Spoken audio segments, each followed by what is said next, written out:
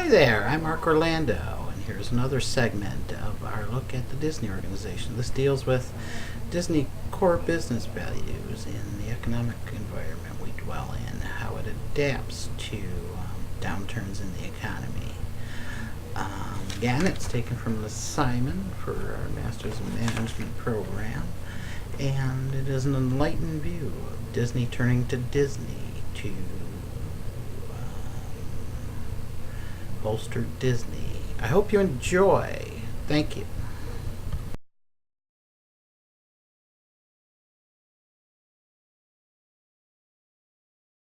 Disney is a classic business model in the economic crisis. As the banks center on their internal financing, Disney begins looking to its core businesses in a way that is centered on classical economic theory of supply and demand.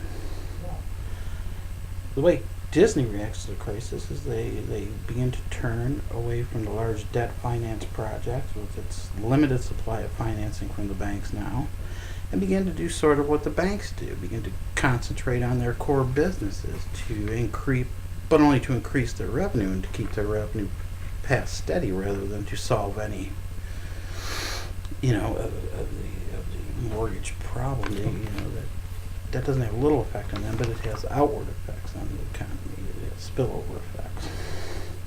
So they adapt to it. They take the information, they have their sources, and they begin sort of looking inward to their successful core businesses.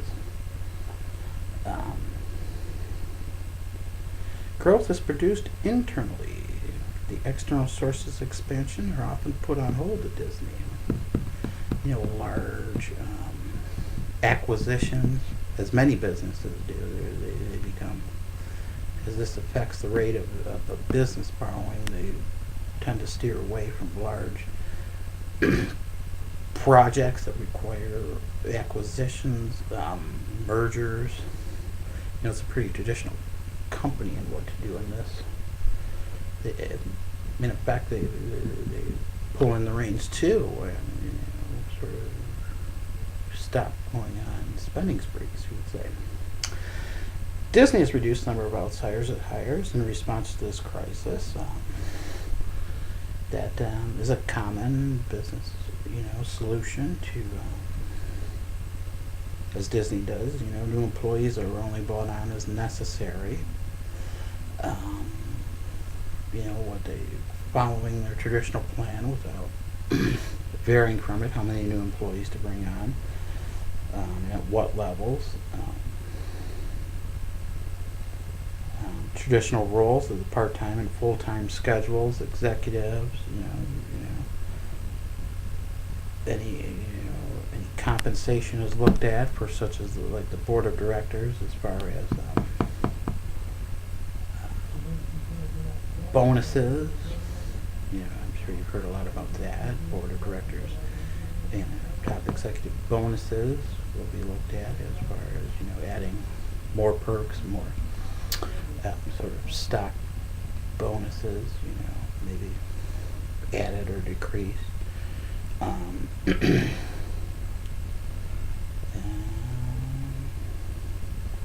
the full and part-time hours are more closely adhered to. If you're one of these employees, you'll probably be sticking closer to a part-time schedule. The more traditional 40-hour work week will be adhered to for individuals that choose that route. As they see the effects, coming out into the business world and to, buffer their parks and resorts revenue, realizing there could be a slowdown in the business, they've also begun to appeal to staycationers. That's people around the Disney area who stay around the Disney resorts, making it sort of, their marketing plan sort of fun for those people to come in. They've increased their ticket prices in a number of the resorts, and as a result, people who live out of state, maybe the tourists from outside the United States, may be discouraged. That bump in from, say, a $89 ticket to a $100 ticket for their family, plus the airfare, plus the hotel with the restaurants, may have just made them decide to put off a vacation. And those who stay around there might say that's not too bad of an increase. We'll go there because we love Disney World and we stay in the area.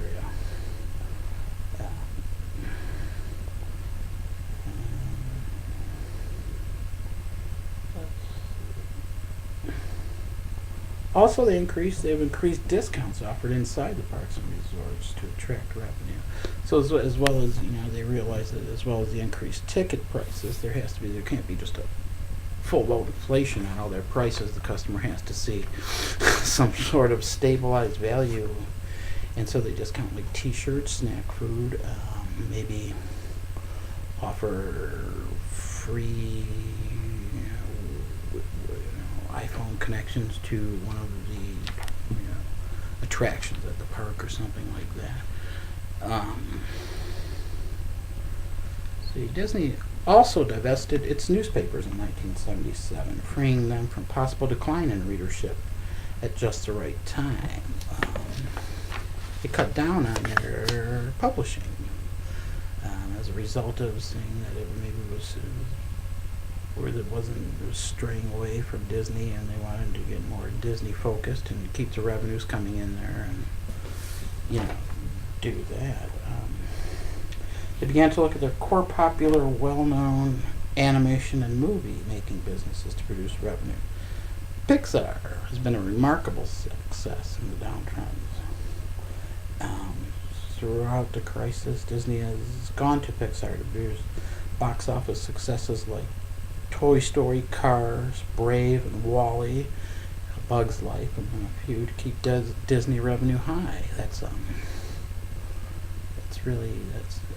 of one of their favorite revenue creators right now, and it's still new, and people are still excited by it and amazed by it, and yet it doesn't need much outside financing. Disney revenue seems to be able to handle it, to create it. They don't have to look for much investment from the banks and trust in the banks to make a Pixar movie. They have the technology there. They went from animation, saw a possible success in Pixar. They have all the technology right at Disney. Also, the entertainment giant began developing its newly acquired Marvel line of movies and products, an internal project that needs a little outside financing also in direction, and has produced box office hits like Captain America, Thor, and this summer's hit The Avengers. Again, they picked up this relatively small, I think it was a film company, the Marvel Films, based on the Marvel comic books, incorporated it into Disney. And that's another one where they can sort of use Disney Dreamovators, Disney Imagineers, and most importantly, Disney revenues without taking on much long-term, and short-term debt, without accumulating short-term and long-term debt, which is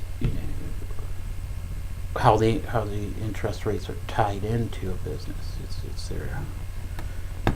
their borrowing is how it's done. They're borrowing from investors through stocks or bonds, or they're borrowing from a bank for projects. The resorts and cruise lines, they've developed the cruise lines with the launch of the Fantasy, a Disney cruise ship, rather than looking towards acquiring smaller cruise lines or merging with other cruise lines.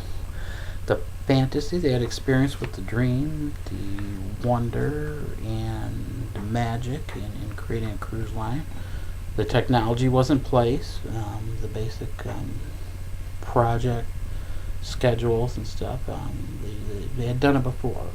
It was something that was not new and extremely creative. I mean, when you deal with any sort of thing, especially creating this sort of fantasy, it's certainly new and technology advanced, but it's like as if the base recipe was already there and already being used. It's not a sensational new advancement in Disney's product lines, as far as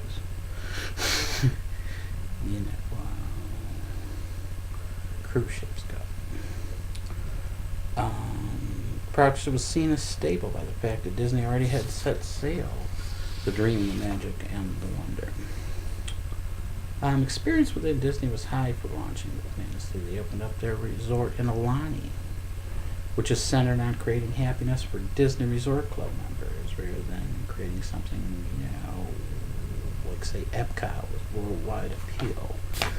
They have, this summer the new Cars Land opened up, and it's something it's very Disney oriented, and you're not looking to draw worldwide appeal, but to draw appeal from existing customer basis in the two Cars movies.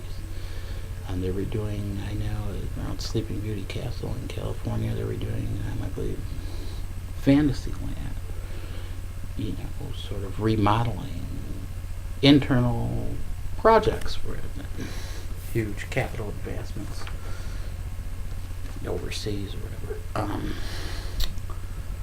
We've all heard that we can learn and gain much by it. Much can be learned and gained by adversity.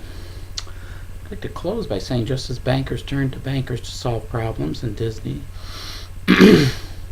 and Disney looks towards Disney to maintain profits, I feel a deep sense of myself also, in my life. It's looking less and less for outside sensational sources of income and sources of,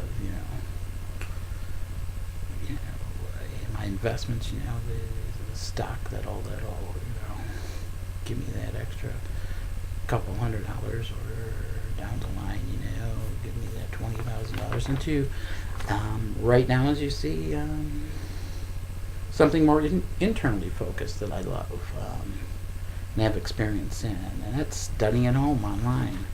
And the goal of this proposal for continued study of Disney for the PhD. So that is the story of Disney's reaction to the financial crisis, and how its financial model responds in times of when the banks and Wall Street are asking businesses to stabilize and to reinvest their funds into their own core business lines. Thank you very much again for listening. May all your Disney dreams come true. Have a wonderful day, and we will talk to you next time. Peace.